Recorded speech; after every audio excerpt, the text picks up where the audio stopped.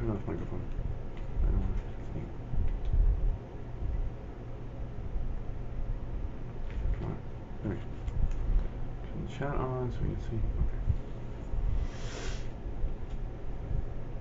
Okay. Alright, we should be live. I think.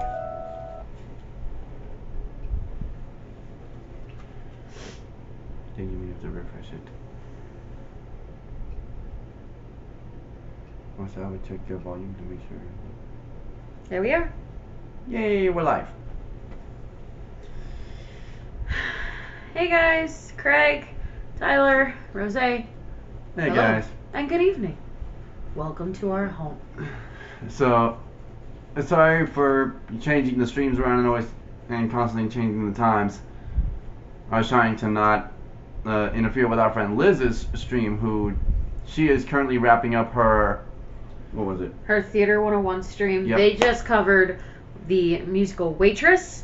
So if you know about Waitress or you don't know about it and you're curious, Liz over at Theater 101, Lisney Productions, definitely just covered that. So if you're interested or you really like musicals, definitely check her out.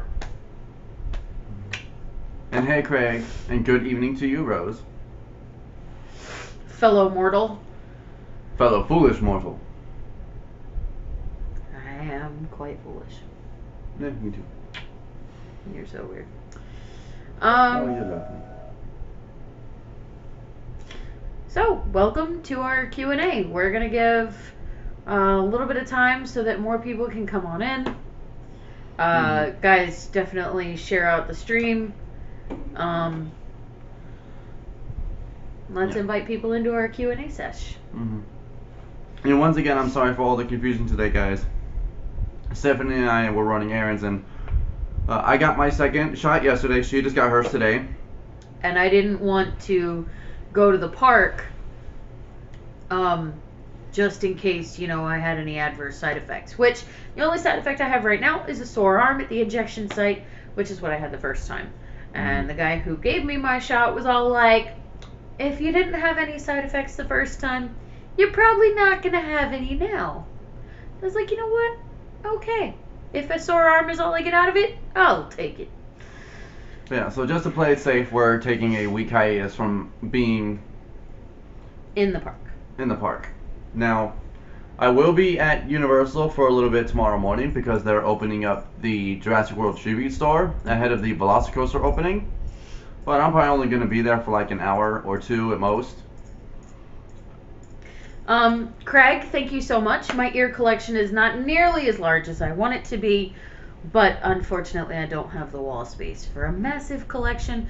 I would like to start making my own ears because I have not found any figment ears that I kind of like. I mean, my good friend Michelle gave me a figment headband, which is absolutely lovely, very beautiful. And I have not yet worn it out because I am making a figment-themed dress to wear, and I want to wear that headband with it. Hello. CJ's World of Color, hello. Hello. RJ Amnet, one of our Patreon members. What is up, RJ? RJ, and we are very sorry again about misspelling your name. We are going to get that fixed tomorrow and get that updated in the outro video. Yes, so it's not going to look right this evening, but it will look right on future streams and vlogs. So, thank you. Build a bigger wall. I would, but this is an apartment. I don't think I have permission to do so. He's not in charge. Although, she does have actually 3 more pairs of ears up there that are out of frame. She has a Haunted Mansion pair, a Minnie Mouse pair, and the pair that was made by Taylor Made Magic as an engagement gift. Yes, and those are rather lovely as well. So, welcome to our home. We are here so that you guys can ask us questions about the parks, about our lives, get to know us. I would like to do one of these once every couple of months just to update people on like news and stuff. Hello, Cindy! Thank you, Cindy. Yeah, that was actually a challenge vlog that your mom set forth for us. Yes, my mom set forth that one. She is Orlando Mom. And Cindy, One my of mom, the Orlando moms. one of the Orlando moms, because she gave us that challenge, and she was like, "That would be so cool if we did this." So we are definitely going to be, yeah. We challenged. Sorry, I lost my train of thought. We challenged other people to do it, and they are definitely taking that up, and hopefully they will challenge more people to do that, and maybe Spokesman will eventually get wind of the challenge, and they'll take care of it. Uh-oh. Rose, Teresa. Hold on. They say, oh no, so do I. Okay, I think the Wi-Fi disconnected. Try refreshing. Try refreshing.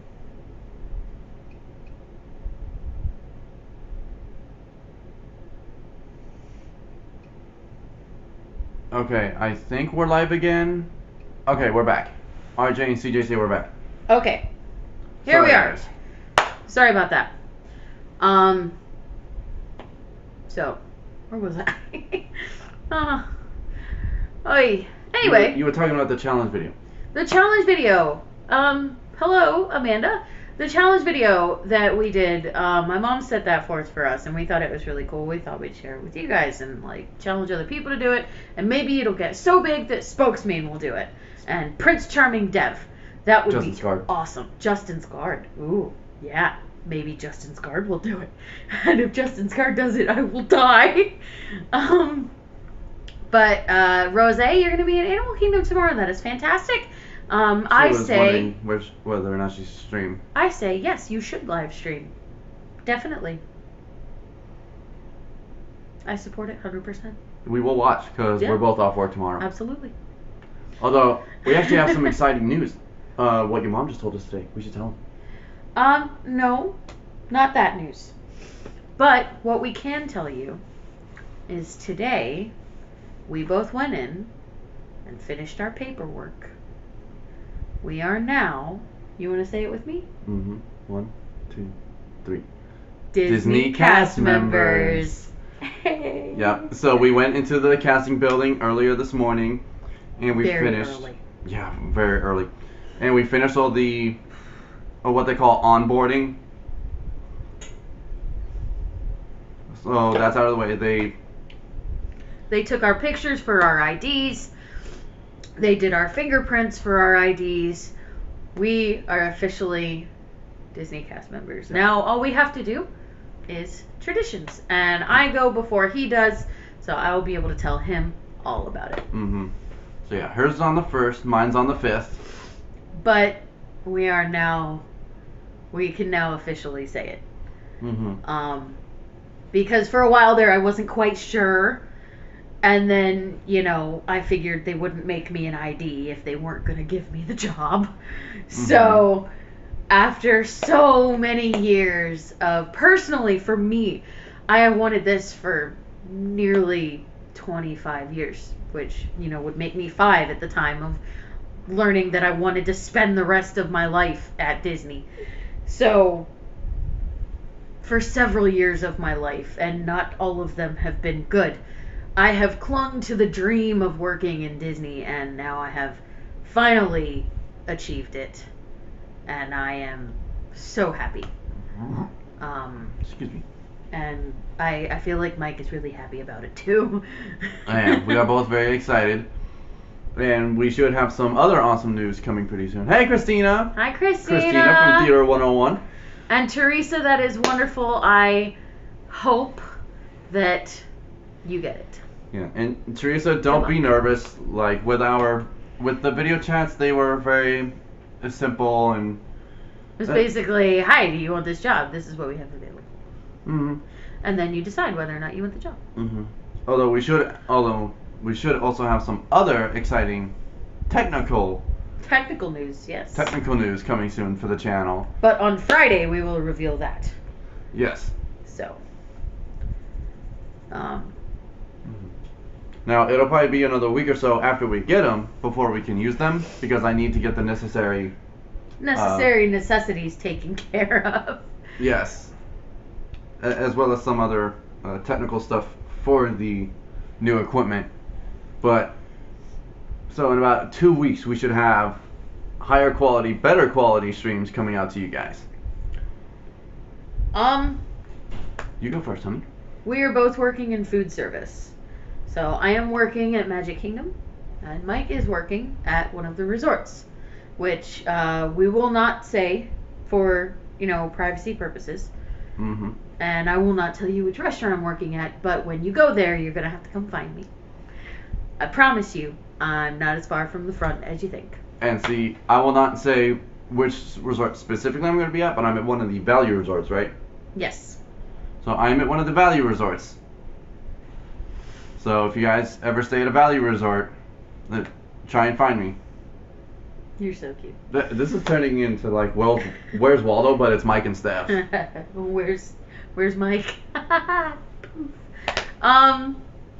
But thank you so much. This is something we've both been looking forward to for quite some time now. Aside from the wedding. Although, oh yeah, Rose asked, I think I already asked this, but are you guys going to do Boo Bash? Yeah, I think we're going to try and do 1 or 2 this year, maybe. That would be all. I know Mike wants to do HHN. Mm-hmm. So he's definitely going to be doing that. I'm not really an sorry guys. Mm. I'm not really an HHN fan, so I'm going to leave that to him. Although, I did like Craig's comment about how we were always high quality. Aww. And yeah, while we put out high video quality, it's more a matter of like low light shooting or like backlight shooting. That's always been kind of an issue for me, because it's like when I do nighttime shows and there are spotlights on the people, they get he wants to be able to give you great footage of the Haunted Mansion. Well, yeah, that and like other dark rides. Little Mermaid. Oh yeah. Hello, Richard Scott. Hey, Richard. Nice to see or maybe you. Other rides that are harder to stream on. Hopefully now, with the new tech upgrades Stephanie and I will be getting here shortly, we should be able to provide you guys some better footage. You built animatronics for HHN? That's fantastic. CJ, that's a very good question. Mike's gonna have to take lots of pictures for me, because I want to see those. What is your favorite resort on property? Mike, what's your favorite resort on property? I don't know. As a kid, my very first resort I stayed at was All Star Music. And longtime Disney visitors know, when you visit your first resort, that kind of becomes your home resort because it's the first one you stayed at, so there's that like feeling of loyalty. But recently staying at Pop Century, I've grown to love that resort. Pop Century is wonderful. Pop Century is great. My favorite resort, honestly, when I go to Disney, I want to be immersed in Disney. I want Disney all around me. When I would come from North Carolina to Florida to go to Disney, I had Disney all around me, 24/7. We'd stay for a week. We'd be in the hotels, in the pools. My grandmother would go shopping for like 2 days and spend lots of money on food products so that we wouldn't have to leave the hotel to go anywhere to get like Pop-Tarts or something. So it was 24/7 for a full week of Disney, and I feel like what best encapsulates that is the All-Star hotels. I love the All-Star resorts. It's Disney themed. The pools are wonderful. The rooms are, when you go to Disney and you're staying in a hotel room, some people really love the theming of the rooms. They like to, spend a lot of time in the rooms, and they want the comfort and the best and the TVs and, all that stuff. And I'm like, when I stay in a Disney hotel room, I'm going to be in the parks 90% of the day. So that hotel room, as long as the bed is comfortable for me to sleep in, I am fine. So All-Star Resorts, because they are the value resorts, and because their theming is absolutely adorable, and their pools are wonderful. Never been in their arcades, though. Yeah. Rose, why was Haunted Mansion your favorite ride? I think that should be why is Haunted Mansion my favorite ride. And I don't know, there's something about the whole like haunted aesthetic, but it's like a funny and hilarious and what Stephanie and I like to call spoopy. It's spoopy. Not really spooky. Not really kooky. spoopy. And it's just cute and funny, but also it's like it kind of paved the way for animatronics that you see nowadays. Like it was like one of the forefathers of animatronics, basically, because you had like Tiki Room and all the Great Moments with Mr. Lincoln. Like all of those set the standard for animatronics for attractions down the road, like we have now Rise of the Resistance, Mickey Minnie's Runaway Railway. Teresa, 134 days. That's fantastic. Can't wait to see ya. RJ, yeah, I totally agree with you, my man. Those rooms are for sleeping. And when you go to Disney, this is my grandparents drilled this into me. When you go to Disney, you do not go to Disney to go to the pool. You do not go to Disney to play in the arcades or to, do anything else. You're going to Disney to go to Disney. The rooms are for sleeping in. CJ, what's your favorite ride? My favorite ride. That's hard because there's 4 different parks. Pick one for each park. Okay, my favorite ride for Magic Kingdom is the Jungle Cruise, and I love the Jungle Cruise because I love that originally it was made to be educational. It was supposed to follow like this series that Walt Disney was doing. It was like real life adventures or real life animal adventures or something like that. And it got turned into the pun trap that it is today. But I love it because I love that it requires crowd participation. And as someone who loves to work in the theme parks, I thrive on crowd participation. Although, now this was brought to us in our opening day attractions challenge, is that in Disneyland, it was open as the more educational version of Jungle Cruise. And then years later down the road, when Walt Disney World opened theirs, I think that's when the puns started getting introduced, and then Disneyland adopted the more pun humor-based version. But I'm trying to remember who commented that on the vlog. Me. I'm the one who said that. Because I was the one looking up fun facts.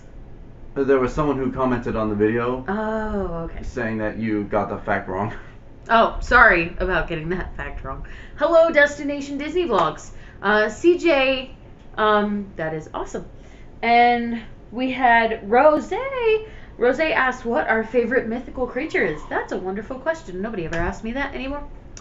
I like centaurs. I like centaurs. See, I was debating that one too, but ultimately... My zodiac sign is a Sagittarius. So in the sky, I am a centaur.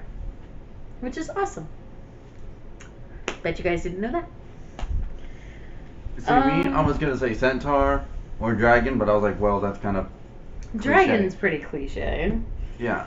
I was actually going to say phoenix. Phoenix is nice. Phoenix rises from the ashes, which is always nice.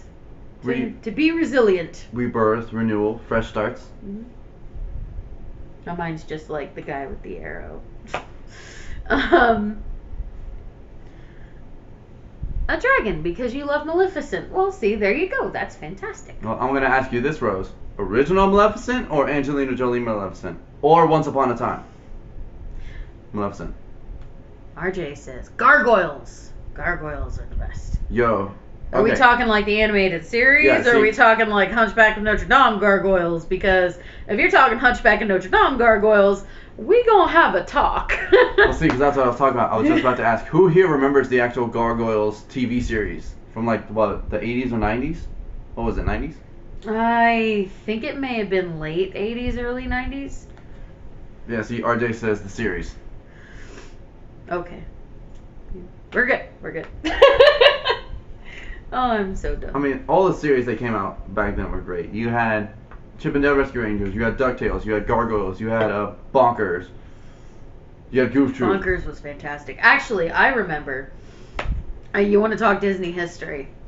I remember back when they had this, I don't remember what the show was called. or 1984. Hello, SeaWorld Legoland fan. Hey, Legoland fan.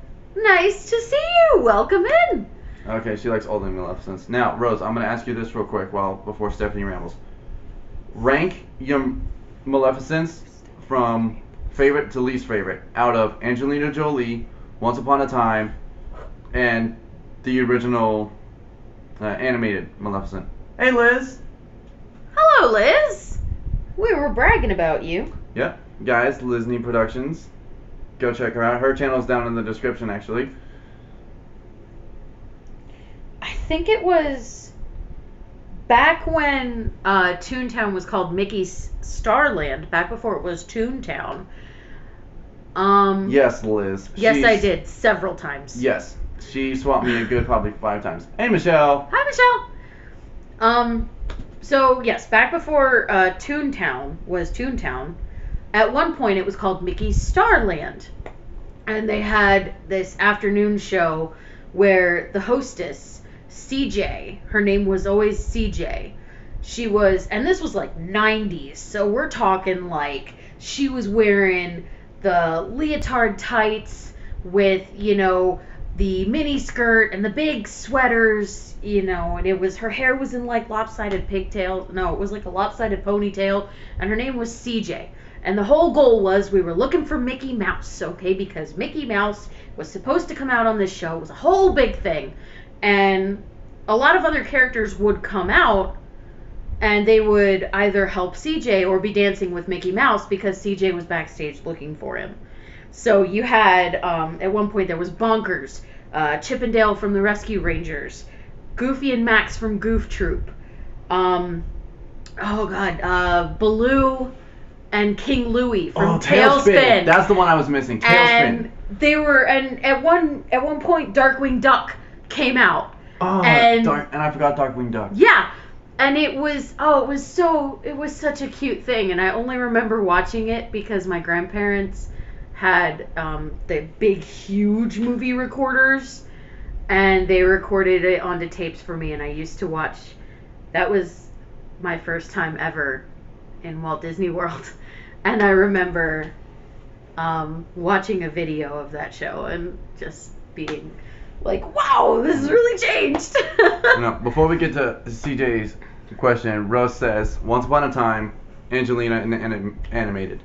See, I agree with that, Rose, except me, I would flip the animated and Angelina. Now, I love the animated one, don't get me wrong, but the actress who played her in Once Upon a Time did it phenomenally. And then Angelina, well, she did okay, but they really only got her for the star power. Because, like, she was the only actress I knew in that whole movie. Yeah. But now, CJ's World of Color asks, what's your favorite Disney movie? I will answer that one first, actually. Please do. Because I have to prepare my answer. And see, this one's a no-brainer, and she can look at me and she'll know exactly what it is. Because after the movie, this became a show at Animal Kingdom. You know what one I'm talking about now. Tarzan. Oh, so not that one. Okay. Gonna show off. Well, that's my favorite princess. Member of my collection there. Well, that's my favorite princess. It's not my favorite movie. I don't have it. What do you mean? Oh, man. Okay. That's okay. I didn't have the VHS of it anyway. Sad. I thought I did. Okay. My favorite movie is Atlantis: The Lost Empire. Followed very closely by Treasure Planet. Followed very closely by The Sword and the Stone. Followed very closely by... I have a lot. Now I can't remember the name of it. Aristocats. I love the Aristocats. In fact, that is my cat's. That is my cat's favorite movie. Is the Aristocats. Dreamy loves the Aristocats. Every time I put him on, he's like staring at the screen. And he's like sorry, I was looking batting down, at it. guys. It's really cute. He's like laying right here in his bed, curled up, and it is like the most adorable thing. Although, do you think Peter Pan needs a live-action remake? Honestly, if I were Disney, I would not touch the animated one. It's just too good. But also, Universal did a live-action version, which I honestly like that one. Some of the plot points. I've never even seen it. Okay, I just know it exists. I actually own it, so after the stream tonight, we'll watch it. Mm. But it's actually really good. Some of the plot points were kind of off for me, but for me, I liked the casting and I liked the score. Specifically, the score that we hear at Universal on occasion. Where they're flying to Neverland. Yeah. Which, incidentally, is Disney actually used part of that score during their 100 Years of Magic for their commercials. So. Which I wonder how Universal didn't like. Well, they only used about like 30 seconds of the score. Well, true. At the very most. And Legoland fan, that sounds fun. It does. That sounds like a wonderful day. You should tell us all about it after it happens. I'd love to hear it. See, RJ, I kind of agree with that statement. I'm not gonna lie.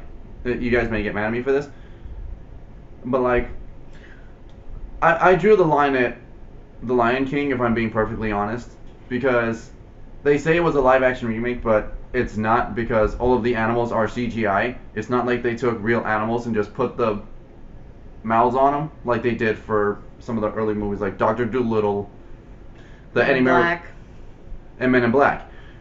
It's all CGI. And then also, I did not like the way they did Be Prepared in the live-action one. Hi, Tyler. Hey, Tyler. Tyler, we should hang out again someday. That'd be awesome. See, I would be honored. RJ, I kind of agree with that. I think Jungle Book is. I still haven't even seen that. I never heard it was good. They had like Scarlett Johansson as Kaa. Oh no! Jungle Book. I'm thinking Jungle Cruise. I haven't even seen Jungle Cruise, or I haven't seen the Jungle Book one. Hey, Thief Wild Lifestyle House, one of our other Patreon members, and the designer of our awesome merch, which will be dropping on June 4th, so here in about a week. Yep. And see Liz saying also it's just a shot-for-shot remake. It is a shot-for-shot remake, and I think if they added more of the themes from the musical into it, I think it would be better. Now, Mike's mom absolutely loves it because it's a shot-for-shot remake. And some people feel the same way as her, and that's fine. It's y'all's personal opinions. I think they could have at least added one or two of the songs from the musical into the new one, but... I'm not gonna lie. If they had added Shadowland and Endless Night, which is from the Broadway musical, those are two of my personal favorite songs. Remember Your Pride. Yes, and Remember Your Pride. Was Nala's song. Although, yes, we did. What was I gonna say? And it was amazing. I kind of liked the way they did the live action Aladdin, though. I like how they made Jafar. I like how they did Jafar. I like how they did Jafar, but I also like how they empowered Jasmine a lot more. Yes. Okay. Because this is the age of female empowerment. Awesome. Go females. I like that they gave her a song. I like that they gave her that, women can do anything men can do just as good. If not better. If not better sometimes.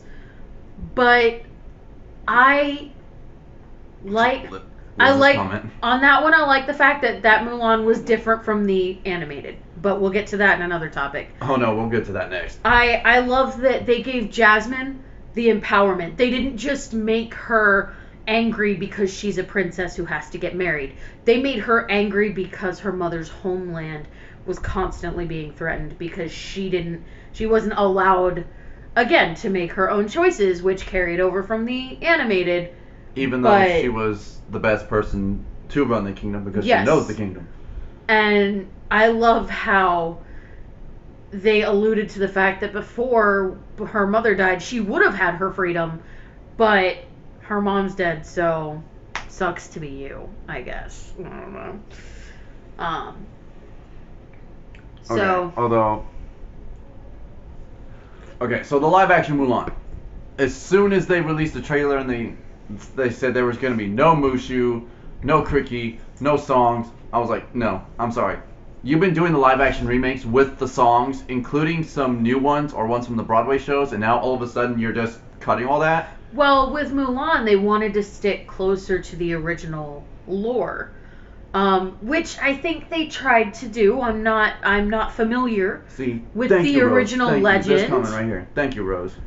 I'm not familiar with the original legend of Mulan, but I hear that it was at least sort of slightly close. Although, I probably should explain. I'm sorry for just, randomly pointing at random spots on the screen, but to us, the live chat is, pointing pulling up next on to this my side of the face. screen. So when I'm pointing to random spots, it's pointing to certain live chats. Sorry. Although apparently Liz wants to make her case. No. By all means, Liz, make your case about Mulan.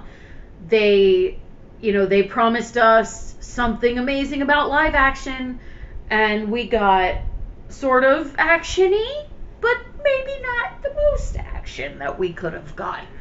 I still wanted to see her, hop up onto the roof and, defeat Shan Yu with a fan, but, apparently... Although, see, Michelle's comment right here about Jasmine. Well, it's like, that's because after her mother died in the live action one, she was in the palace, like, all the time. She was not allowed to go anywhere. So she didn't really have a chance to explore and learn and grow. Like in the live action, she said, these maps are my life. This is how I see the world. Because she literally was not allowed to leave, which is why she left in the original one, because she was not allowed to leave. So she, jumped ship, and she was like, nope, I'm yeeting myself out. And then she was brought back. In the live action one, she was like, I kind of have to go back, but we'll carry on this conversation some other time. Although I think Aladdin was a lot more humble and of good intentions than the live action one. Let me just say, there is one thing missing from Aladdin in the animated one that I cannot say on the stream because it is family friendly. But for those of you that know what it is, thank you. And please understand my pain. Well, anyway, see, Theme Park Lifestyle says I couldn't get into the live action Mulan. Yeah, I loved the training sequence that in the animated film would have been I'll make a man out of you. I loved that training sequence, and I loved some of the battle sequences in the live action Mulan. It was They were phenomenal. Ming Na Wen was really... Yes, her cameo was fantastic. But for those of you who may not know, Ming Na Wen was the original voice for Mulan in the animated one. She made a cameo as one of the Emperor's advisors. I don't think Disney She was the one who announced Mulan to the Emperor. I don't think Disney is going to touch a live action Frozen. No. Only because when they originally dropped Frozen, they intended Anna and Elsa to be a part of the official Disney Princess lineup. Someone look up the official Disney Princess lineup. Anna and Elsa are not in it. Because Anna and Elsa are their own trademark. They took off so far and so hard that Disney has to market them separately. They still count as Disney royalty, as does Nala, as does Pocahontas. Pocahontas, as does Kiara, as does Kida. Okay, Kiragakash. They count. Anastasia now. They count as Disney royalty because Disney owns them, but they don't count. Look up the official Disney Princess line. Anna and Elsa are not in it. I think they call that the Disney Princess Royal Court. Yes. They are not a part of the royal court like, Cinderella, Sleeping Beauty, Snow White, Ariel, Tiana, Rapunzel. Who am I missing here? Mulan, Belle, Elena of Avalor, even though she's a TV princess, so I don't know why they do her in there. Anyway. Theme Park Lifestyle brings up a wonderful point. Rest in peace, Samuel E. Wright. Yes. Rest in peace, Sebastian. But he also played King Mufasa on Broadway. So, rest in peace to the king. Will Smith did a really good job because Will Smith wasn't trying to be Robin Williams. He was trying to be Will Smith. Will Smith was trying to play homage to Robin Williams without trying to be Robin Williams. And I think that is kind of the problem when you try to translate voice acting over into live action, because a lot of the times your live action star is not going to be the same as the voice actor from before. Robin Williams not being a member of this planet anymore, rest in peace Robin Williams, was never before, never again. He was the genie.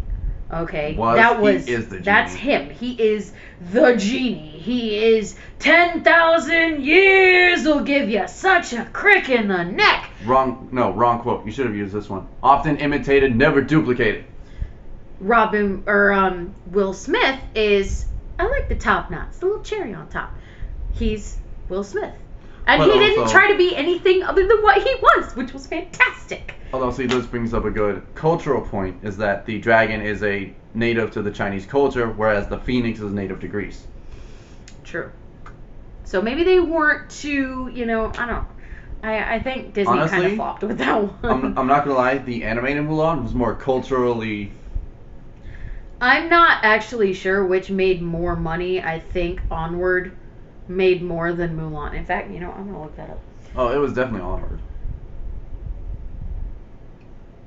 You go ahead and do that, like a Lin fan. I'm gonna support that. Alright, hold on. I think it was a comment I missed. Looking back at the comments. Sorry, guys. Although, see, theme park lifestyle.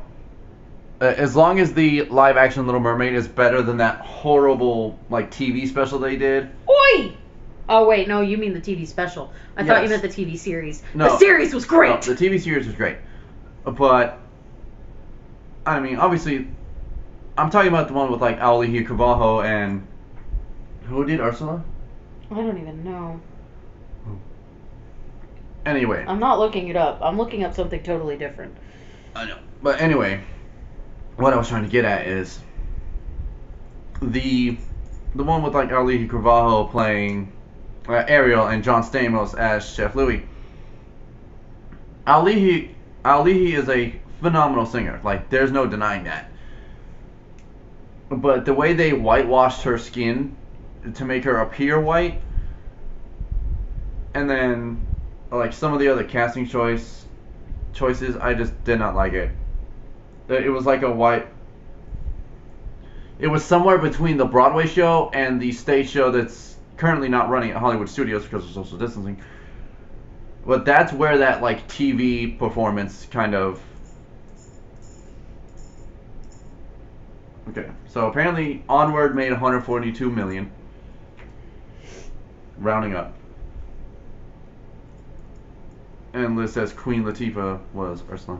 Hey, Samantha. See, that makes sense. Queen Latifah being Ursula. You need a queen to be Ursula. Oh, see, and Liz, Queen Latifah counts. Liz, yes, I think we have, and see, Mulan made 70 million. 70 million. I think that was in theaters, and they say that's not including the Disney Plus Premier Access. But even still, I don't think it would have.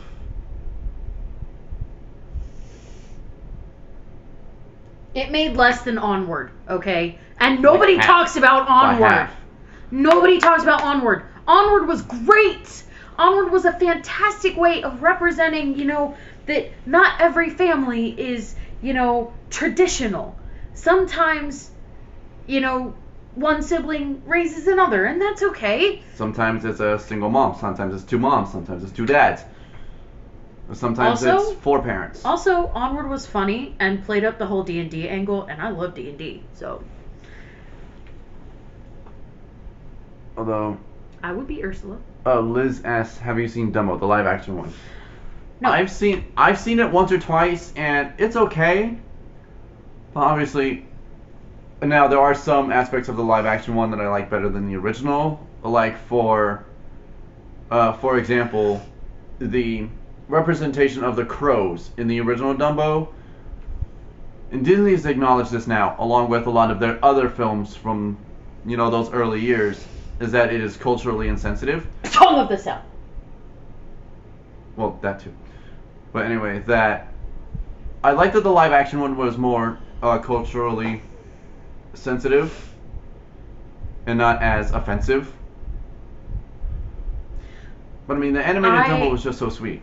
Okay, the animated Dumbo to me could have done different in the crow scene. Also, can we talk about them pink elephants? Those were nightmare fuel. Come on. But it showed sometimes the extent that a mother has to go through in order to be a good mom. So, and that movie was really sweet. And, baby elephants. Who doesn't love baby elephants? You don't love baby elephants. Michelle's comments about Melissa McCarthy. Well, honestly, I'm not familiar with Melissa McCarthy necessarily as a singer. I'm not even really familiar with her as an actress. You probably wouldn't be. There's probably not a lot that you've seen that she's done. I was gonna say, but like I kind of liked her point that like Queen Latifah or maybe even Rebel Wilson. Rebel Wilson. Well, no. Rebel Wilson. I think. And this might be me typecasting, and Liz, you can smack me for it later. I think that Ursula needs to be played by someone who's not physically bigger, because Ursula was a, octopus type size. But I think Ursula needs to be played by someone who's got a big, massive personality. Someone who can, an alto, a deep alto. And I don't think Rebel Wilson is a deep alto. She might be in the soprano range. She might be able to get into an alto range, but I don't think that's as deep as Ursula. Ursula needs bass in her voice. So, I'll be Ursula. I can rock tentacles. Although, see, I'll say this. The actress who, again going back to Once Upon a Time, the actress that played her in Once Upon a Time was great. There was a question that we missed. Hello. Oh yeah, Samantha says, what are you guys hoping they bring back to Walt Disney World, and what do you want them to keep in place? That's a really good question. Well, as I mentioned earlier, my favorite movie is Tarzan, so I wish somehow Disney would bring back Tarzan Rocks, which was the show that was in the Theater of the Wild before Finding Nemo the musical took over. I wish they would bring that back. But now I know it's good. Finding Nemo was good. I know Finding Nemo is great. I liked Finding Nemo. I love Tarzan, but I liked Finding Nemo too. And I think there's room in Animal Kingdom for both of them. Gosh dang it. Although, Theme Park Lifestyle here says, I personally think Disney didn't put enough thought into bringing live action to life. I think they felt they're going to make money and get crowds based on the legacy those films have. And see, I think it's also a matter of like reintroducing the new generation into. I think it's reintroducing. When Mike and I were introduced to them, they were animated. Okay, when a lot of you guys were introduced to them, they were animated. It was Cinderella was animated, and her ball gown was sort of shimmery blue. I will leave you to Rose's comment. Although, but I think we're excited about that, right? Yes, Cruella is getting a live action movie. I actually, as long as her origin story doesn't revolve around her being wronged by a man and thus becoming evil, then I'm okay with it.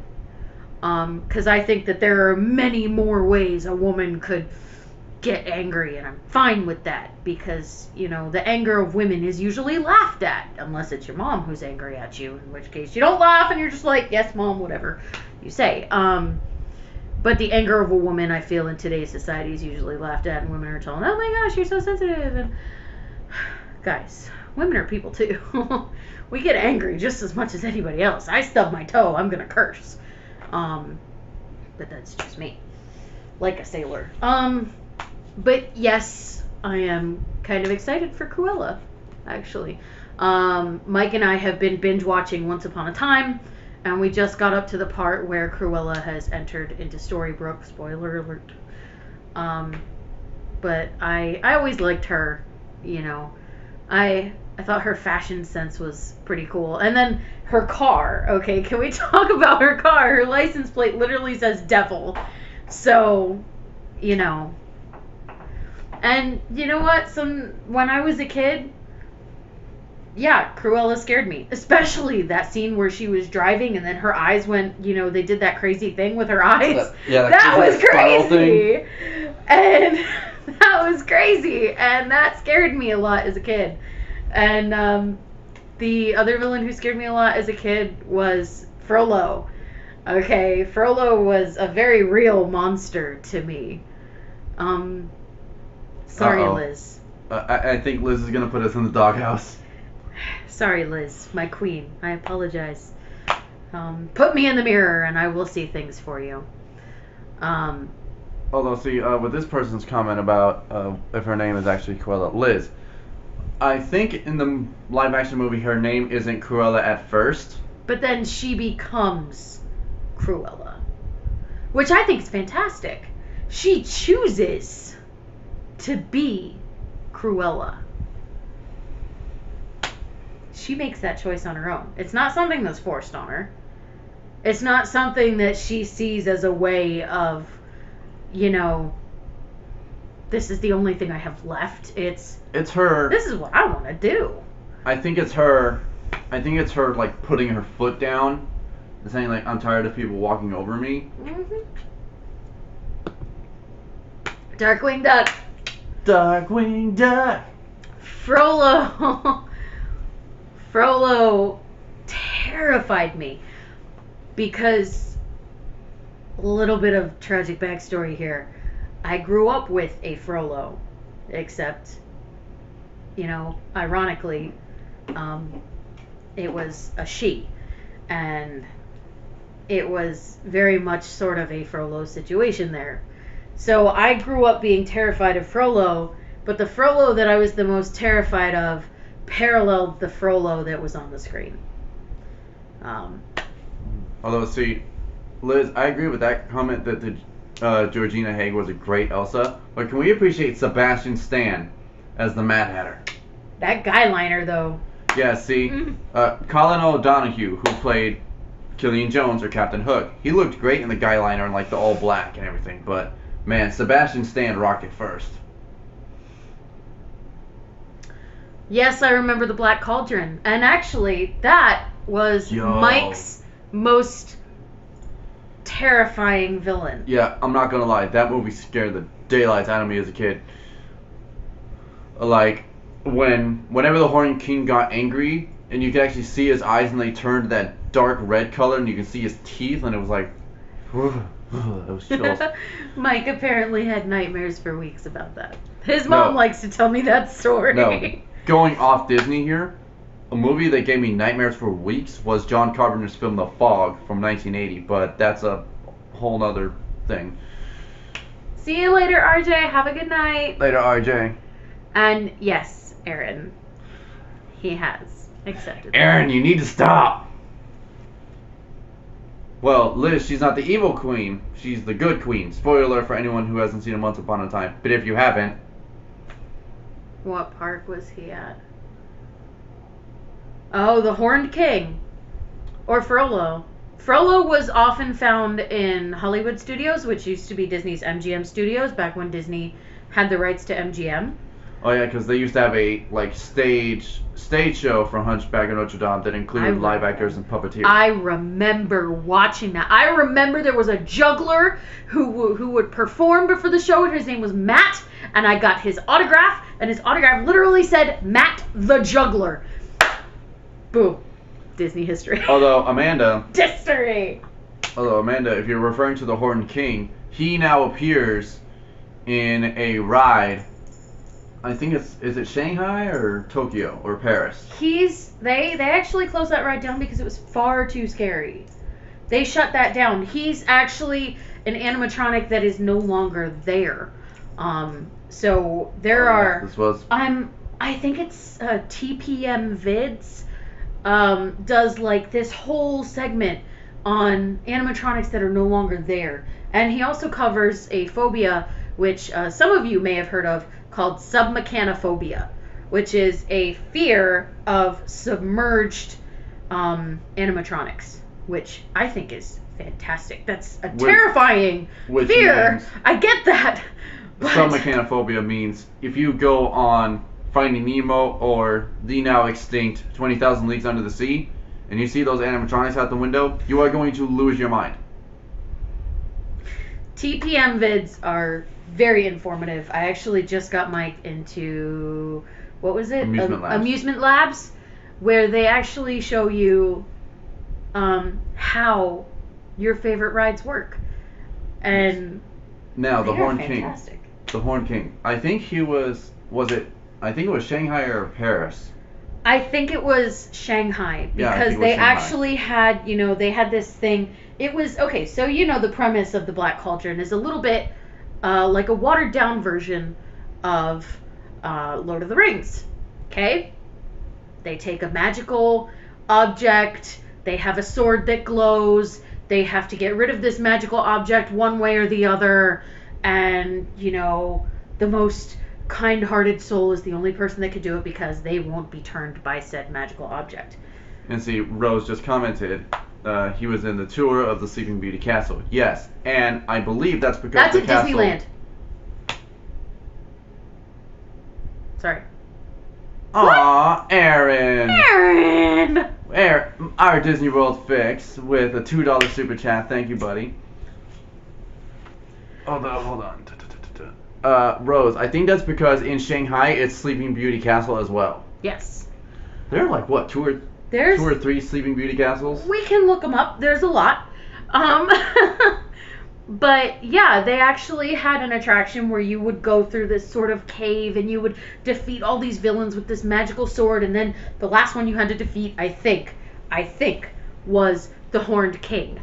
And, that was when your sword would glow blue and you really had the power of the truest hero. And then you'd get like a little pin or something. Although Theme Park Lifestyle's comment about the live action movie about the evil queen, it was told differently. Yeah, you're thinking of the live action Maleficent, either the live action Snow White and the Huntsman or the live action Maleficent. Although Snow White and the Huntsman wasn't bad. No. Yeah, Snow White. Now that ride, the ride, Snow White. Yeah, that was great. Terrifying for small children. But great.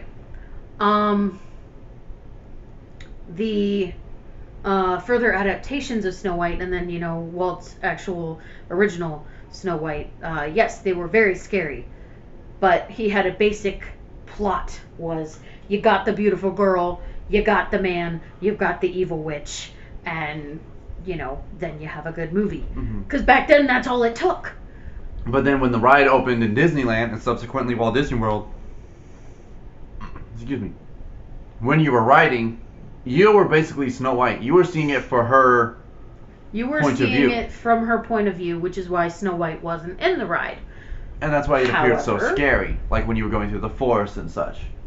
It was, I think it was like some the scary Snow White adventures, but then they changed it to Snow White's Scary Adventures, and then you saw more of Snow White, and they did that because a lot of people were complaining, where's Snow White? Because they didn't understand that you were supposed to be Snow White. Although, see, it also didn't make sense where partway through the ride, where you go through the forest and the dwarves cars, then all of a sudden you're in the hag's dungeon, and then you're following the dwarves. If you're supposed to be Snow White, how are you in her dungeon watching her transform and then following the dwarves as they chase her? Sure. So it wasn't only because of the scare factor, it was because of the probably continuity, which I'm not gonna lie, I'm a stickler for that kind of thing. Oh my gosh. Yeah, like Stephanie will tell you for days. Like, I will nitpick movies and things like that. Michelle, can you count on one hand how many times Mike has corrected you on something? No, didn't think so. Give me a choice. But yeah, Snow White was a very scary movie, and it was a very scary ride for when it came out. Obviously now, we're kind of not really immune, but Aww. Samantha with a $9.99 super chat. Thank you. Thank you.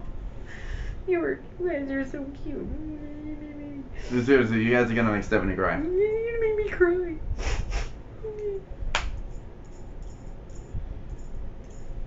Hello, Sadie. Hey, hi. Sadie, another one of our Patreons, her and her husband Chandler. Shout Yep. out to you guys. So yeah, we're.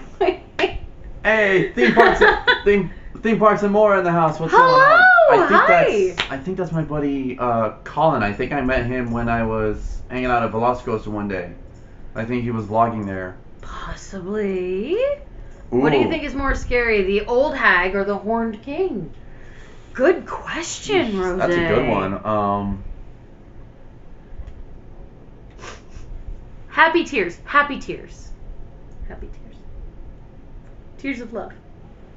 Honestly, I'm gonna Just say the for Horned that? King. Just for that, I'm gonna put on a pair of these. Boom. Okay, see, I'm gonna say the Horned King on this one, because like the way his eyes glowed red when he was angry, and his teeth, and like how he didn't really have. The Horned King didn't really have muscular structure. He was just literally skin and bone. Like it was just skin like over his bones, and it was creepy. And also, spoiler alert for anyone who hasn't seen the Black Cauldron. His death scene is terrifying. Brutal.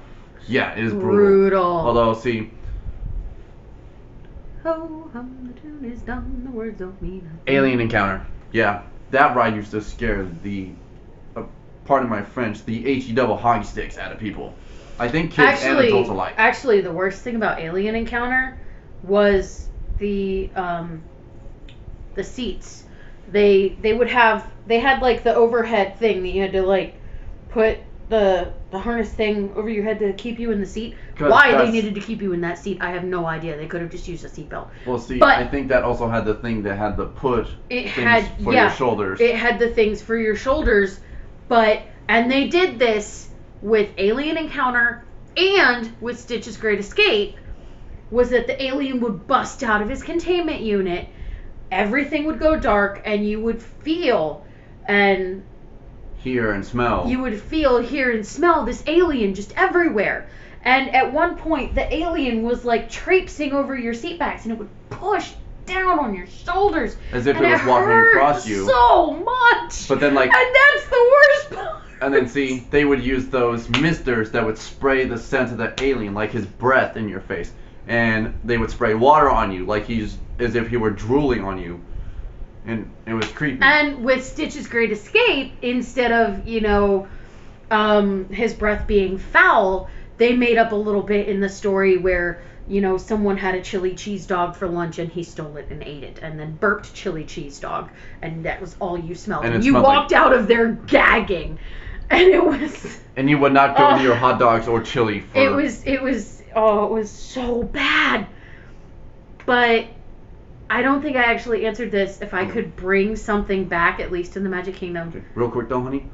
Theme parks and more. I'm going to be at Universal early tomorrow morning because they are opening the Jurassic World Tribute Store. So if you're going to be available tomorrow morning, dude, let's meet up beforehand and let's hang out and go see the Tribute Store together. Mm-hmm. Anyway, one thing I would bring back, to the Magic Kingdom at least, because, in Epcot I would bring back the sponsors, just all of them, okay? I would find new sponsors for everything, and boom.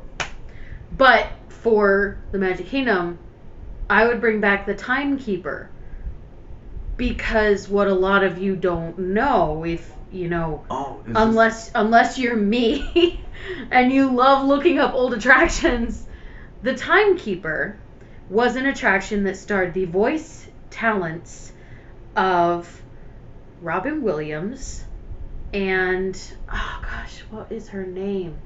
I can't think of it, but she played the circumvisual photo droid called 9-Eye. Because, if you guys know where the Monsters, Inc. laugh floor is now, that is where the timekeeper used to be. And it used to be a fully 360-degree movie screen circle, or circle vision, they called it, and you had to stand for it. And Robin Williams was, yes, he was the timekeeper. And 9-Eye was obviously, he would send her into the past and back in, and then into the future, and it was just a whole mess of things. And it was, honestly, I think it was just, they brought in Robin Williams, and they brought in the actress for 9-Eye, and they were like, ad-lib to each other. We don't care. We'll figure something out. And that's exactly what they did. Although, see, there are times... And it was fantastic! Although, see, there were times in the show when the timekeeper was kind of talking calmly, and you kind of couldn't tell that it was Robin, because, Robin was always kind of manic and out there and, like, wild. But then he would say something Or he would shout, and you were With like, oh my bravado. god. And you were like, oh, yep, that's Robin Williams. And then he'd say something with bravado, and then you knew it was Robin Williams. And he was like, they laughed at me at university. Maybe it was the tutu. And then it's just, you knew. It's like, that's so Even Robin. if you didn't know who Robin Williams was, you knew it was the genie because it was a voice you'd heard before. And that's something I would bring back because there isn't. I mean, Robin Williams deserves to be remembered. And I think that is one of the best ways to remember him is to bring back the Timekeeper. And they could even bring back Timekeeper and put him where Stitch's Great Escape used to be because obviously they're not bringing that ride back. That ride closed down long before COVID. They're not bringing it back. Sorry, Michelle. I mean, if anyone follows Backdoor Disney on Twitter, like, they've posted photos of what's left of the Stitch animatronic, and it's creepy. Yeah. It is freaky. But anyway, I just wanted to point out Liz's comment right here real quick. Mike, I hope you realize I'll be in so many of your streams when I move down there. Please do. We love having friends with us. When Liz, we would judge you if you weren't. We would judge you if you weren't. And yes, Amanda, Figment is still there. Figment is in Epcot. I would definitely bring Figment and Dreamfinder back. I would re-include them, but I would. So I don't know how many of you know this. There was a comic series, a 4-part comic series of Dreamfinder and Figment and how the Dreamfinder became the Dreamfinder and his adventures with Figment that eventually turned him into the amazing, lovable, bearded old guy Dreamfinder that we know and love today. So I would center the ride more around that and just have like little snippets of their adventures, and then the last scene, I would honestly get Elon Musk on it, and I would put him because, electric cars, I think, are fantastic, and they're a wonderful step towards the future. And if I could afford one, I would have one because then I wouldn't have to pay for gas. And then see, you've also been saying that Elon Musk could sponsor like Tomorrowland Speedway or Test Track. Yeah, well, Chevrolet's doing Test Track, but if Chevrolet worked on, electric cars or things like that, or even, better ways to use fossil fuels. Instead of focusing on cars of the future. Instead of focusing on, like, cars of the future, find better ways to use the fossil fuels that we have to make, great use of them to sort of expand their lifetime. And that's why I miss Ellen's Energy Adventure, because Bill Nye the Science Guy, man. Bill Nye the Science Guy. Who is distantly related to you. Absolutely. By marriage. Anyway, Theme Park Lifestyle asks, what's your opinion on Captain EO? Captain EO, I actually saw that in California. It was after Michael Jackson had passed. It was several years after he had passed. And they were doing, like, a sort of anniversary. No, not anymore.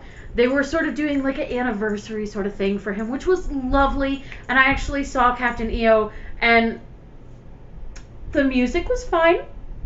The dancing was fine. The puppetry was beautiful. And the costumes were fantastic. Was it a little dated? Yes. But I think that for nostalgia, it was gorgeous. No. Amanda brings up a great attraction that hurt me, that killed me when they said they were taking it away. GMR. Great movie ride. Rest in peace. Rest in peace, great movie ride. Here, use that. There you go. Okay, thank you. You're welcome. Yes, Bill Nye the Science Guy. My stepdad is actually distantly related to him. He is a cousin of some sort. Yes, I know Bill Nye is on TikTok now. Bill Nye taught us science when we were kids, and now TikTok? and now he's yelling at us because we didn't listen to him. Oh gosh. Yeah, Amanda said they also need to reduce Speedway, but Rose says, does anyone remember Mr. Toad's Wild Ride? I never got to actually ride it. I did. But I've seen videos of it, and it looked fun. It looked great. I got to ride it in Disneyland. But now... And I will tell you, it is just as much mayhem and fun as you think it is. Although, see, I love... It is equally as terrifying. Although, see, I love riding The Many Adventures of Winnie the Pooh, which is one of our friend Liz's favorite rides at Magic Kingdom, because there are nods in there to Mr. Toad's Wild Ride. As soon as you enter Owl's house, if you look immediately down, or if you look immediately to your left on the wall, there is a photo of Owl, or there's a photo of Mr. Toad handing the deed to the building over to Owl. Mm-hmm. And then, right when you're about to exit Owl's house, if you look down to the right, there's a photo of Rat and Molly. Mm-hmm. And yes, Tigger. And yes, of course, Tigger.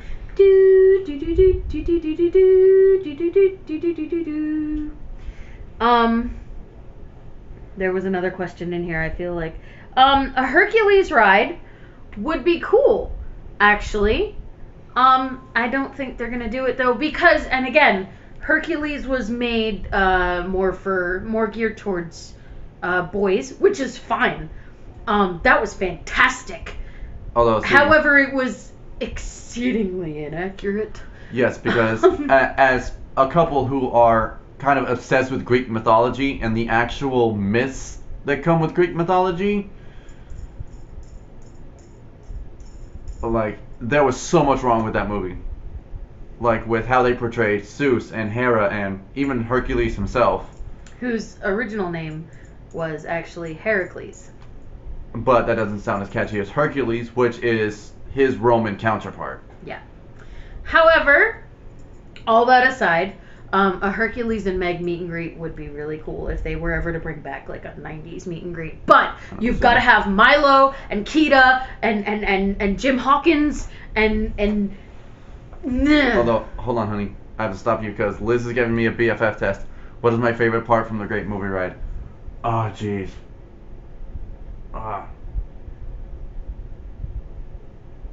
Don't ask me, I don't know.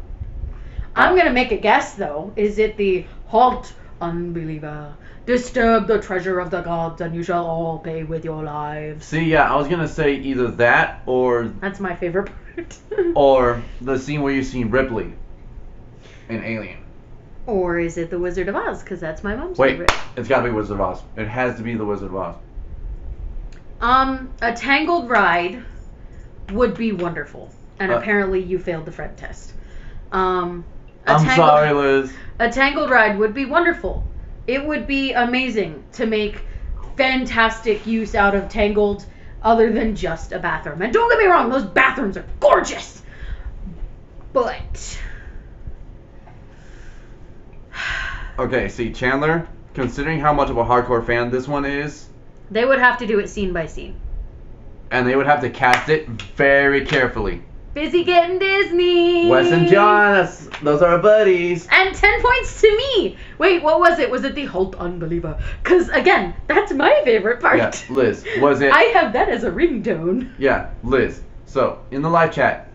You're just coming off, sorry guys. Put either Halt Unbeliever or Wizard of Oz, for which is your favorite moment. Halt Unbeliever or Wizard of Oz? I'm going to wear a tiara. Amanda says they're making a Wreck-It Ralph ride to replace Stitch. That makes sense. But it's like, how are they gonna make a ride out of that? Considering it's like a sit-down. There's theater. enough room back there. They could do it. They'd have to gut the whole theater though, and like install a ride track and everything. They could do it. They're Disney. What can't they do? I mean, okay, I say that. What can't they do aside from control the weather? Rose. Oh yeah, Rose. The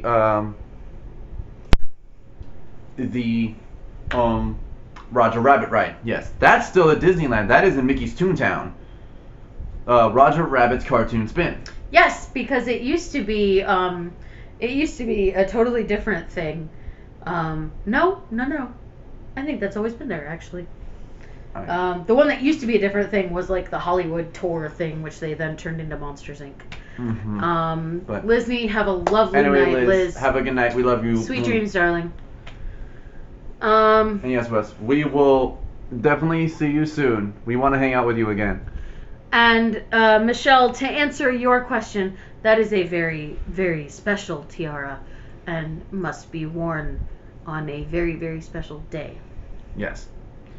And I just looked at this person's comment. Oh yeah, Liz has to work at 7. She said Wizard of Oz, and then second is The Halt Unbeliever. So Wizard of Oz was her favorite moment. We were both right.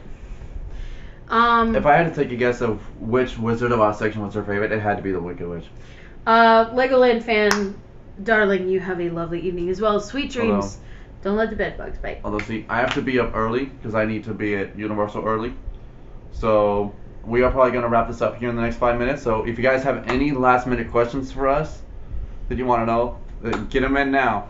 Amanda, that is a really good question. And no, a lot of the animatronics either get sent to a warehouse where they just sit until they can find use for them, or they get repurposed. There are some animatronics from the old America Sings attraction, which are now in they're doing something in Galaxy's Edge, but no, there's also one. So in America Sings, they had these geese. Oh, man. But then once they closed it, they took the geese and stripped off the exteriors with like the feathers and the beaks, and what they did was they took the internal compartments and You are now queen. And they turned them into the security droids that are now in the queue of Star Tours, because you can't really tell, but if you look at their feet, they're still the webbed feet of the geese. And obviously with the animatronics from Grand Fiesta Tour, those used to be in the Mickey Mouse, what was it, Mickey Mouse Review? Mm-hmm. Rose, send your question again, honey. What do you think will happen? What do you think will happen to Splash Mountain?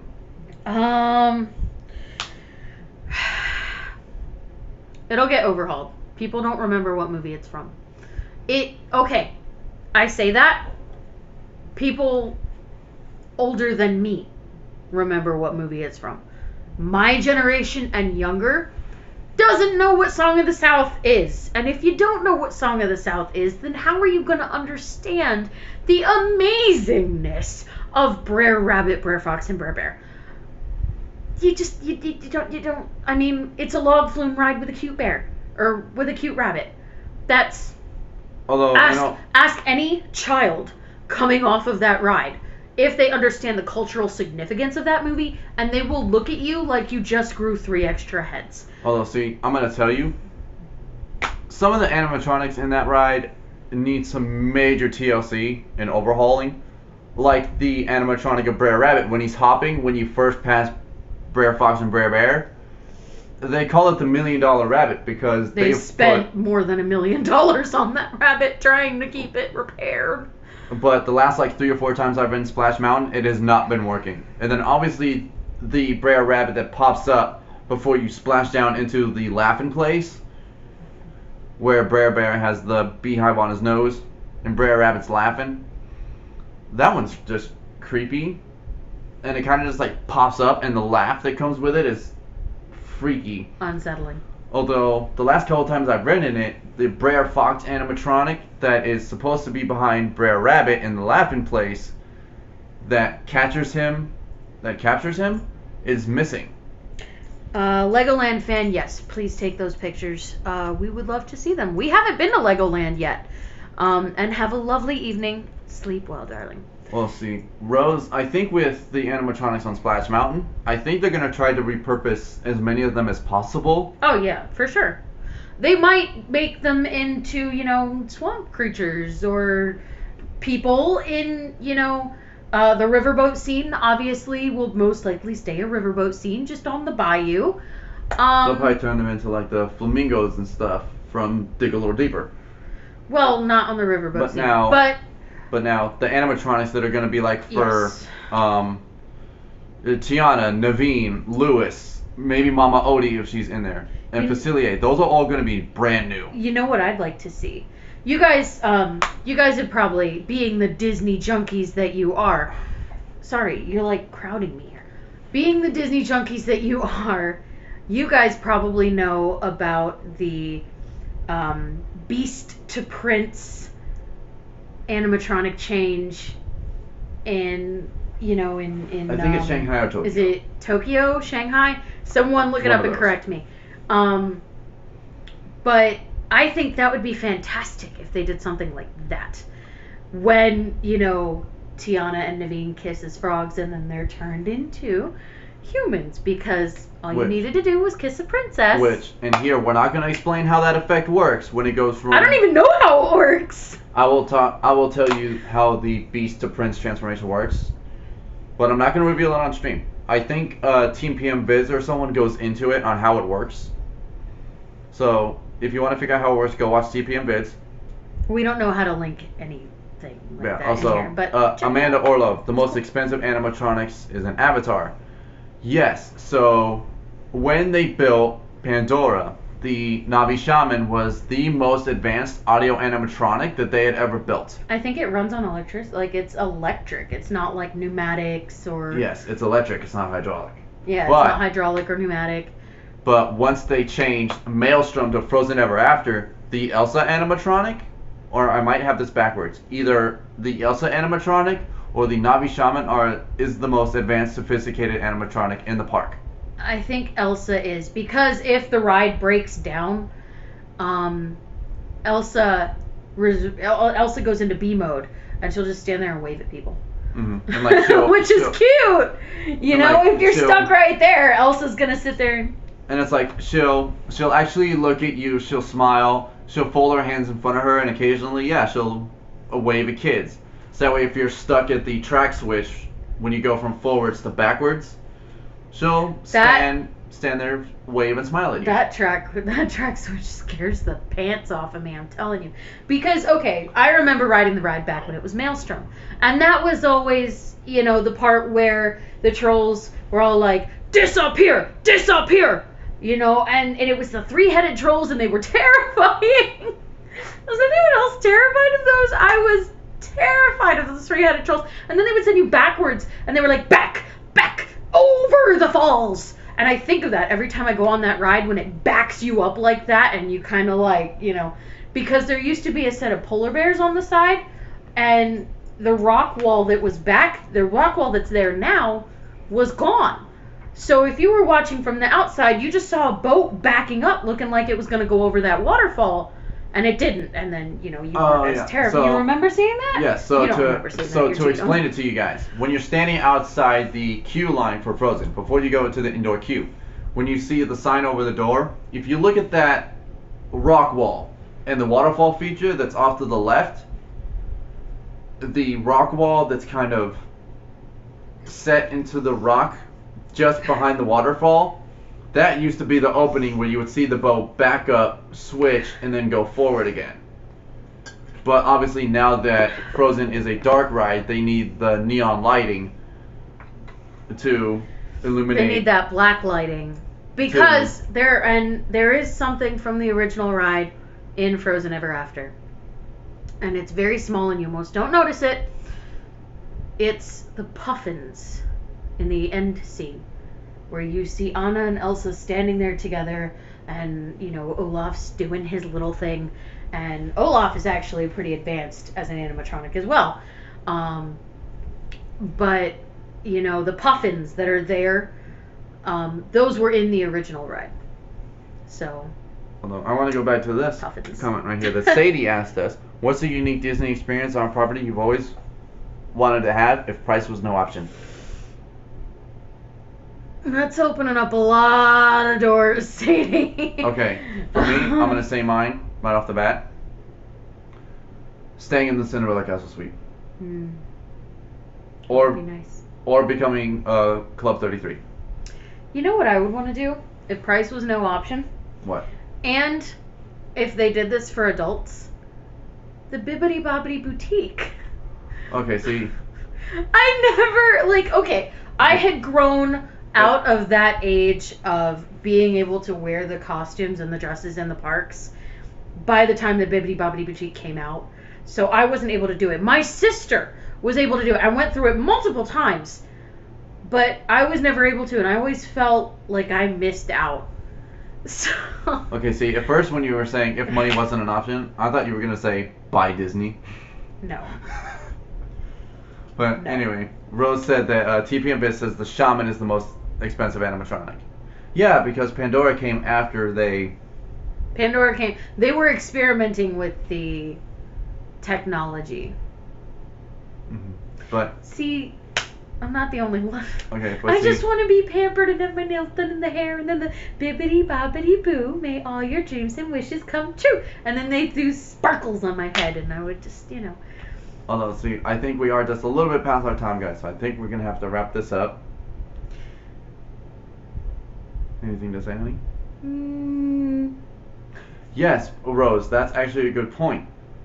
And there are actually 2 nods in the Magic Kingdom for 20,000 Leagues Under the Sea. Should I reveal them here, or should I do it in like a special little short? Oh, do it here. You got them all on. You got them all on tenterhooks.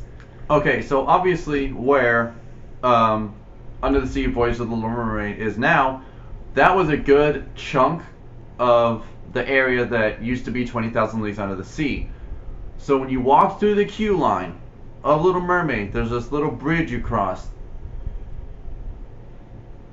And if you look to your left... It's right before you go into the cave area. Before you see Scuttle. Yes. So when you look on this rockwork, there's actually an engraving of the Nautilus in the rockwork. Nautilus being the ride vehicle that you rode for 20,000 Leagues Under the Sea. Now there's another one, and this one's a lot smaller and harder to find, especially if you're tall or adults like Stephanie and I. So... I'm an adult. Just kidding. Yeah, so where Seven Dwarfs Mine Train is now, that was also once a part of 20,000 Leagues, wasn't it? But I think so. But before there was Seven Dwarfs Mine Train, there used to be a Winnie the Pooh play area in that area. But I remember it as a meet and greet area for... Anyway, Mom, sorry.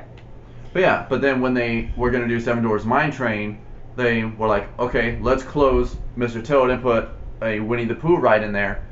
But they took the tree, like Pooh's tree that he lives in, and they moved it from the play area directly across the way to the exterior for Winnie the Pooh. Which is also now a little play area for when the parents are walking through the line and they want the kids to blow off steam and go play with something. Mm-hmm. But anyway, so inside that tree, because it used to be on 20,000 Leagues Under the Sea area, there is a little Nautilus engraved above one of the doorways of the tree. Now it's on the inside, so you'd have to look through a window or like look up under the doorway to see it, and it's really hard to see. Which those of us who are short can definitely see it. Hey, short pals for life. But now it's really hard to see right now, the one in the tree, because the tree and the play area are closed off due to social distancing. Good night, Rose. Have a lovely evening. We will be heading to bed shortly as well. So, but yes, hard to see unless you're a child and it's closed. Yes, Michelle. Just to answer your question real quick, will you be live streaming tomorrow? Yes, I will be. It'll be just me. I will be live streaming from the Jurassic World Tribute Store, which is opening tomorrow, which is coinciding with the opening of the Velocicoaster on June 10th. You're gonna go on Velocicoaster tomorrow, aren't you?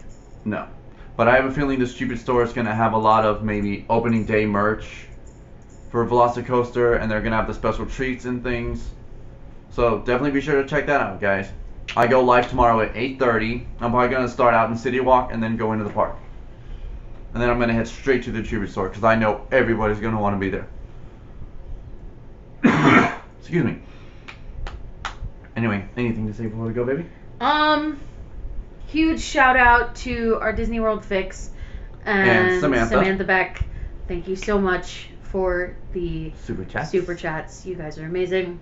Thank you so much to everybody who tuned in this evening. I know it's not exactly what you were hoping for, but... And I'm sorry that it ran very late. But definitely thank you so much for joining us. Have a lovely evening. May all of your dreams be filled with wonderful things. And have a good night, guys. Bye. Bye. We would like to give a huge shout out to our patrons for supporting us. If you are not a patron and wish to be, that link is in the link tree, as well as a link to our PayPal if you wish to make a one-time donation. Patreon members do get special access to Patreon-only posts, chats, and vlogs. Thank you for joining us today on our adventure. If you're new, please consider subscribing and leave a like for the video. Please be sure to visit our friends' channels listed in the description below, and check out our link tree with all of our social media. If you wish to see more of our content, click that bell icon to be notified when we post or go live. Hope to see you on the next adventure.